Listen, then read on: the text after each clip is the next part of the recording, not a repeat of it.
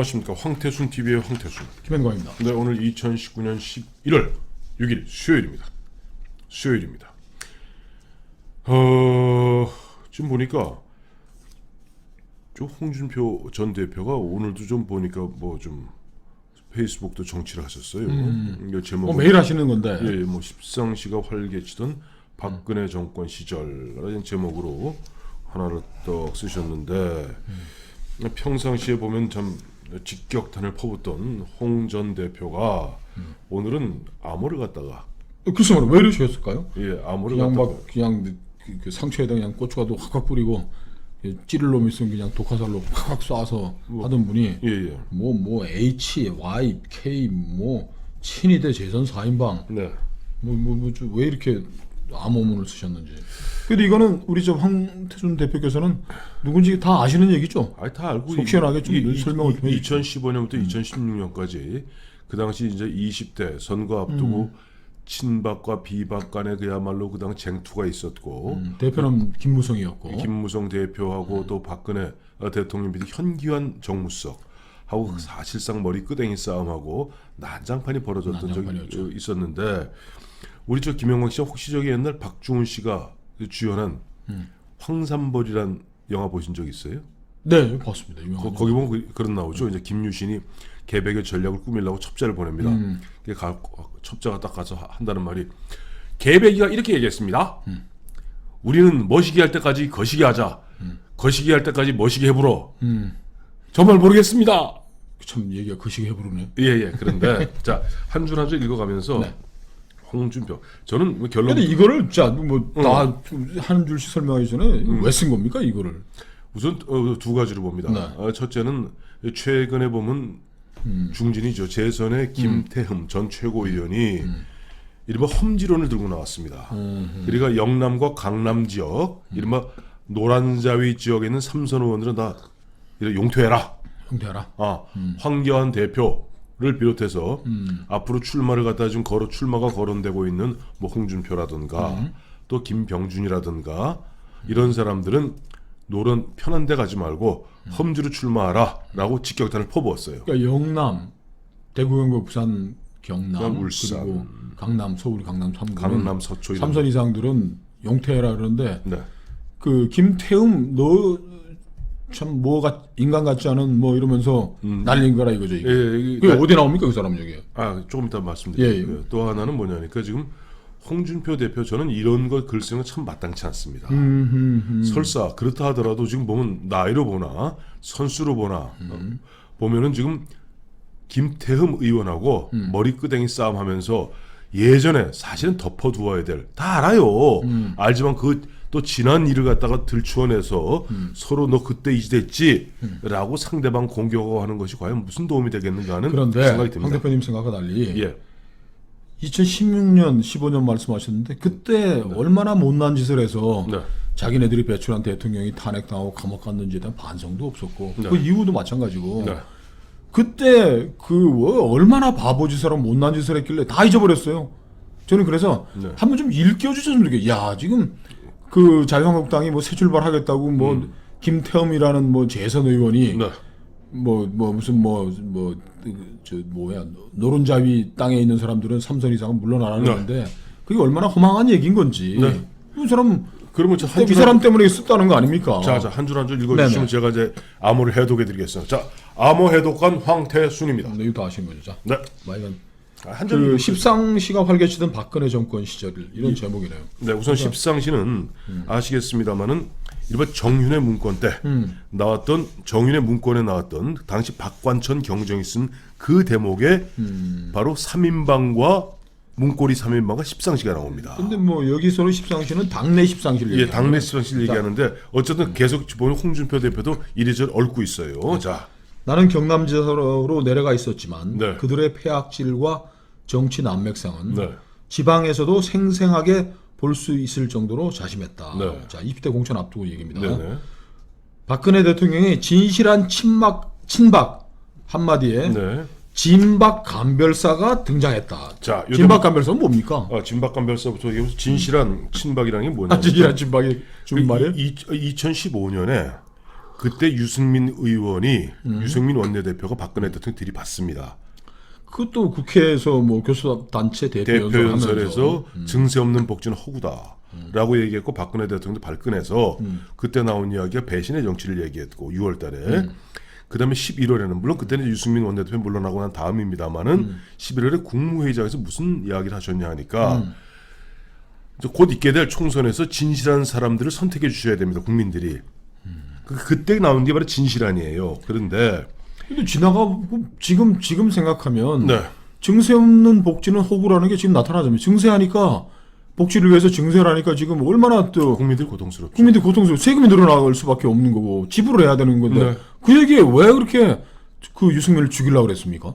이런 거예요. 거기 증세 없는 복지는 허구다 하면서 그런 것을 박근혜 대통령이 그 당시 정책 기조가 그렇다 하더라도 원내대표가 됐다면은 그것을 갖다가 당내에서 또 여권 내부적으로 해결할 문제인데 기억나시죠? 유승민 의원이 원내대표 되기 전에 청와대 얼라들 이런 이야기를 합니다. 그러니까 사사건건 박근혜 대표 비서실장 출신인 유승민 의원은 2007년 박근혜 후보가 박근혜 대표가 그 당시 이명박 후보랑 맞붙었을 때는 사실은 가장 핵심 중에 핵심이 유승민이었습니다. 근데 거기서 2012년에 완전히 뒷전을 밀려났거든요. 그러다 보니까 이런저런 부분에서 좀 들이받았어요. 어쨌든 하여튼 그게 이게 또 얘기가 되니까 박근혜 정권 흥망사가 되겠네요. 그렇죠. 유승민 의원 그러니까 잘못한 거죠. 네네. 그리고 이제 진박 간별사는 그해 12월쯤 당시 여기저기에서 이제 지구당 보면 뭐 개편 대회니 뭐 요즘 선거 한 5개월 앞두면은 뭐 개소식도 하고 하지 않습니까? 그때 현재 우리공화당 조원진 대표, 당시 조원진 재선 의원입니다. 그 당시에는 현재 3선입니다만은 재선 의원이 뭐라고 하니까 누가 친박 중에서도 누가 진실한 친박이고 누가 진실하지 못한 친박이지 내가 감별할 수 있다는 얘기. 그때는 뭐 자유한국당 계열로 나오면 뭐 근데 새누리당 200석 넘을 거다 뭐 이렇게 얘기 나오는 때니까 최소 180 정신을 잃고 그랬던 거죠. 그래서 그 진박 간별사가 나왔던 겁니다. 이게 홍준표 대표의 암호문입니다. 네, 이제 최모 의원을 정점으로 서울 하나씩 이렇게 최경환 의원입니다. 그러니까 친박의 좌장이죠. 이제 친박 간별사들을 명단입니다. 네. 서울 경기는 S와 H. 서울 경기 즉 수도권 서울과 경기는 S는 당내 최다선 의원인 서청원 의원, H는 지금 우리공화당 공동대표로 있는 홍문종 의원입니다.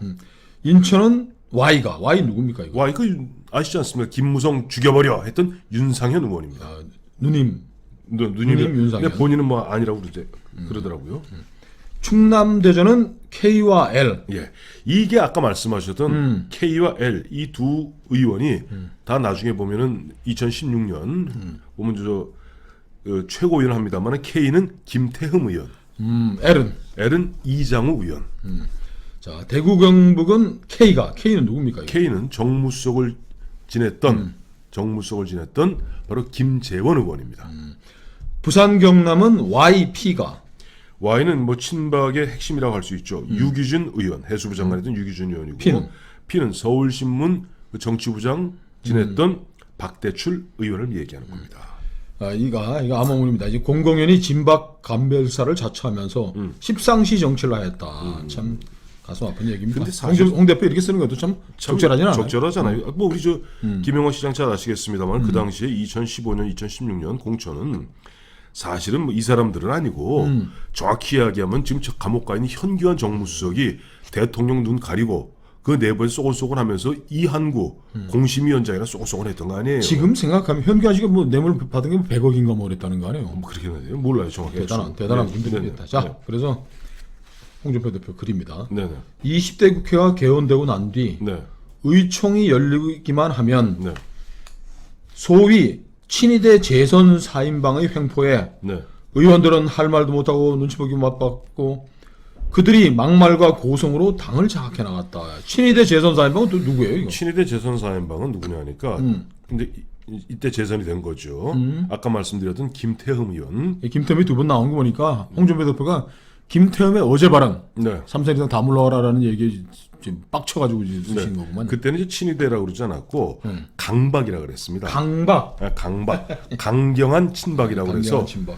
강박 그래서 강박 4인방이 누구냐 하니까 김태흠, 이장우, 박대출 그리고 3선이었던 조원진 의원이 바로 강박 4인방입니다. 이들이 그렇게 형벌 부렸나? 막말 고성으로 당을 장악하고. 그때 이제 분위기가 생각해 보세요. 이제 어쨌든 이제 2당이 된 거 아니에요. 새누리당이.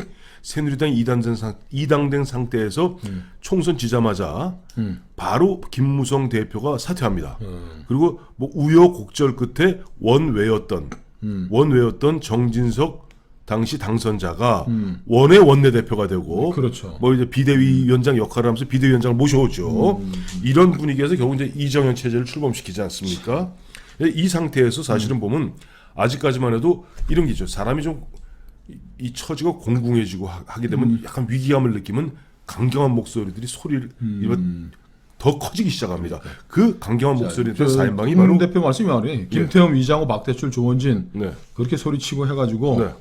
뒤에 나옵니다. 당의 기강이 무너져 내렸고 네. 박근혜 탄핵은 이래서 시작됐다.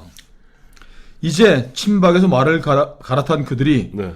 개혁을 포장해서 벌이는 정치 쇼를 국민 여러분은 또다시 보게 될 것이다. 황 대표를 비롯한 지도부는 이를 제압하고 물갈이할 힘이 없다.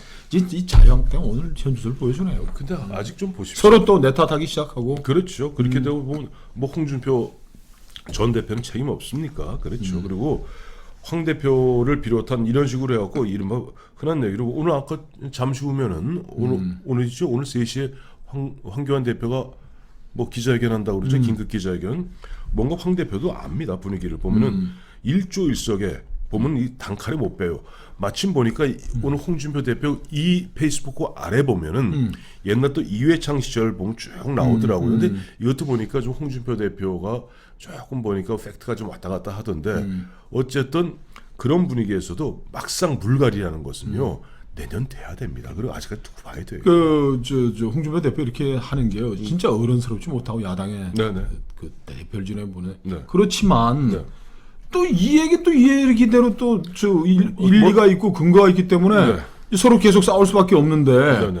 정말 여기 거론됐던 분들도 자성하고 네. 오늘 뭐 유민봉 뭐 저 비례대표 그 양반이 뭐 책임지고 이제 정치 안 하겠다는 얘기를 했지만 이 사람들 중에 친박, 강박, 진박 행세해서 저 호가호위하다가 자기가 선출한 대통령 정말 탄핵당하고 감옥 갈 때 숨지기고 그냥 눈치만 보던 사람들 반성문 한 장씩 써야지 당이 혁신이 되고 뭐 하는 거 아닌가? 저는 그런 느낌이 들었습니다. 그런 느낌 드셨어요. 저는 오늘 어제부터 예고가 됐더군요. 유민봉 의원님 처음에 이제 박근혜 정부 처음에 이제 수석으로 했던 우리 교수님 아니세요? 유민봉 교수님. 그 유민봉 교수 성균관대학 교수. 그렇죠. 그 유민봉 그 교수의 그래서 그때 나왔던 게 태평성대라는 얘기 나오지 않았어요. 어쨌든 유민봉 의원 좀 비례대표입니다. 유민봉 의원의 이번 불출마 선언 보면서 저는 한 1% 정도밖에 감동이 없다. 아, 왜 그렇습니까? 우선 첫째 이 양반 지역구가 아니잖아요. 그리고 유민봉은 지금 보면은 어쨌든 박근혜 대통령 일대 첫 정책기획수석 수석으로서 보면은 사실은 보면 그만두는 게 맞는 거예요. 맞는 거고. 너무 늦었죠. 너무 늦었죠. 만시지탄. 만약에 이제 유민봉 수석 정도 됐으면 2017년 3월 30일 날 박근혜 대통령 저 감옥 가셨을 때 그때 던졌어야 돼요. 그게 최소한의 예의였겠죠. 예의 모셨던 어른애들은 예의 아니겠습니까? 근데 이제 다 보면 누가 주지도 않게 사람들 지금 대한민국 우리 애청자 여러분 중에 유민봉 의원 기억하시는 분 100명 잡고 물어보면 한두 명 있을까요? 그러니까 감동이 없었고 둘째 홍준표 대표의 오늘 이야기는 갑자기 유시민을 갖다가 연상케 합니다. 이게 무슨 말이냐니까 이 홍준표 대표가 보면 유시민 장관하고 유시민 저 작가하고 뭐 알릴레오에서도 한번 일합을 겨루었고 자주 어울리시다 보니까 저는 유시민을 닮아가는 게 아닌가 하는 생각이 들어요. 그 김영춘 의원이 한 그 유명한 얘기 있지 않습니까? 좋은 얘기를 이렇게 싸가지 없이. 그렇죠. 그렇죠. 그런 느낌이 저도 드네요. 예, 그렇습니다. 그래서 홍준표 대표도 페이스북 자꾸 정치하지 마세요. 그 당 대표까지 지나신 분이고 원내대표 지나셨고 당 대표 지나셨고 무엇보다도 지난 2017년 대선에서 어쨌든 간에 처음에 3% 시작해서 24%까지 대선에서 2등 하셨잖아요. 국민들 아직 홍준표 잊지 않았습니다. 잊지 않았습니다. 이렇게 어른스럽지 못하게 김태형 의원하고 머리끄댕이 벌이는 싸움 또 황교안 대표 어쨌든 보면은 뭐 마음에 들지는 않더라도 고춧가루 뿌리는 모습은 참 보기 좋지 않습니다.